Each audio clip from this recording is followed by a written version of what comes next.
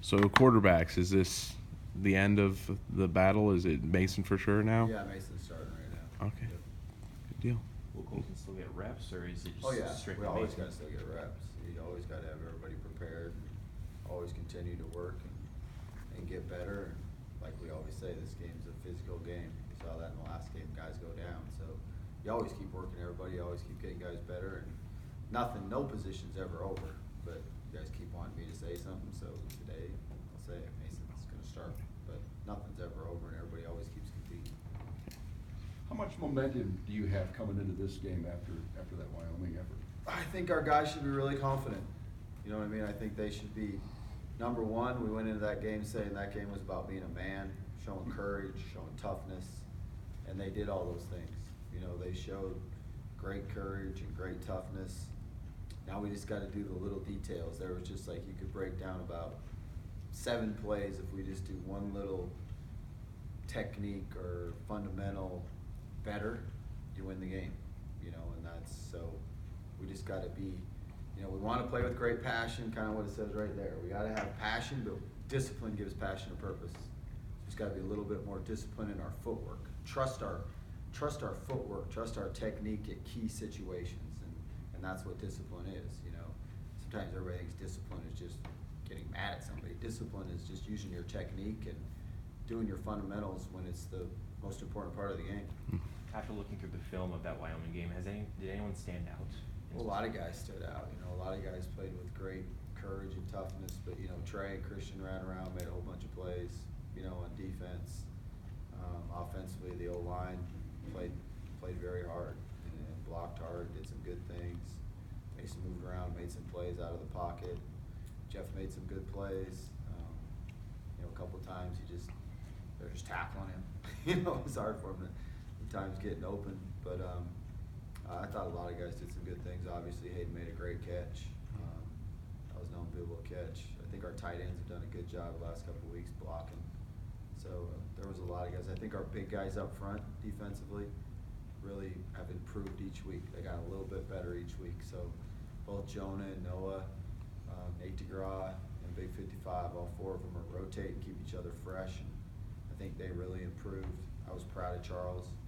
Thought Charles really played hard and did some good things. So there was a lot of guys that stepped up.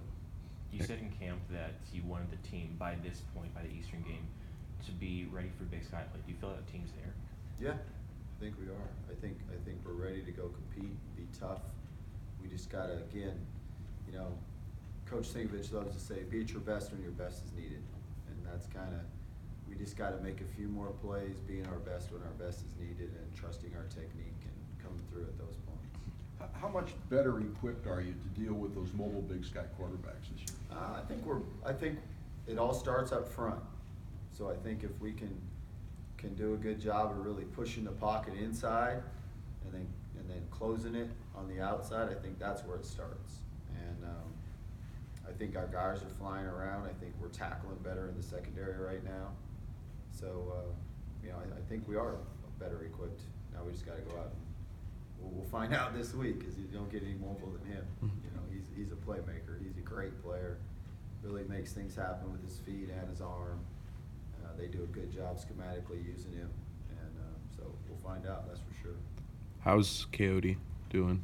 Is he? You know, that's day to day, but probably the odds are more that he won't play this week than he'll play. With Eastern, is it, you know, do you highlight their O-line? Is that kind of the main approach? The quarterback, personally. Okay. You know, I think their O-line's always good. They're well coached, but to me, it's all about their quarterback. That's what it starts with. He's just really dynamic. He can run, throw it, makes plays. He reads things. Their running back ran well last week, so that would go back to their O-line. Number 10's got really good speed, big playmaker at receiver.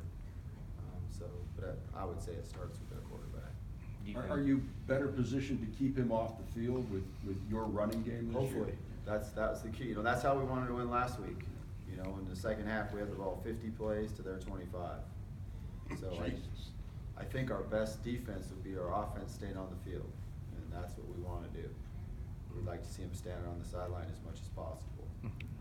you know, when you have it 50 plays to their 25, you gotta just, a couple of those field goals need to be touchdowns, you know, and it's, you know, you drive the ball all the way down there for 2 drives and throw balls and, you know, protect, everything happens for 2 touchdowns, and then you don't get either one of them. That's rough, but we just gotta make sure we get it done. Their defense allowed 49 points last week on the road, another road game for Eastern. How can you try to take advantage of their defense? Yeah, I think it's, you know, every game's different, you do different things, but there's definitely ways that we wanna attack them and try to take advantage of them, but, you know, the biggest thing we gotta do is get first down, stay on the field, get another first down, stay on the field, and then try to get the ball in the end zone. Over 3 games, what do you think's come along the most? Tackling, maybe comfortability with all those new guys? I think those guys coming along, really understanding each other, trusting each other, believing in each other, and then our running game. I'd say those 2 things are the best things that we've done. I thought early in the game, the other day, we did a really good job converting on 3rd downs. You gotta keep that going throughout the game. Which of the 4 running backs has had the biggest progression from game 1 until now? And that's, you know, you'd probably say Rowe, because early in camp he wasn't practicing because he was hurt. But the 2 freshmen are improving a lot. Keon hopefully will be back. Andre played really good against Central and then got kind of banged up. So it's good to have a bunch of them, because sometimes when they run hard, especially the way those 2 big guys run hard, they get a little bit banged up. So I don't necessarily know if I'd single one of them out, but I think they've all continued to improve. Philosophically or scheme-wise, when you're trying to stop them, you know, offensively, do you try to cover everything, or do you give up some coverage for pressure, or what's the best way to make their quarterback a little uncomfortable? I think you gotta do both, actually. Yeah, I don't think you just wanna do one and let them really understand. So he doesn't get comfortable that you're just doing one or the other. So I think you gotta go after him and pressure him at times, and then at times you gotta play coverage.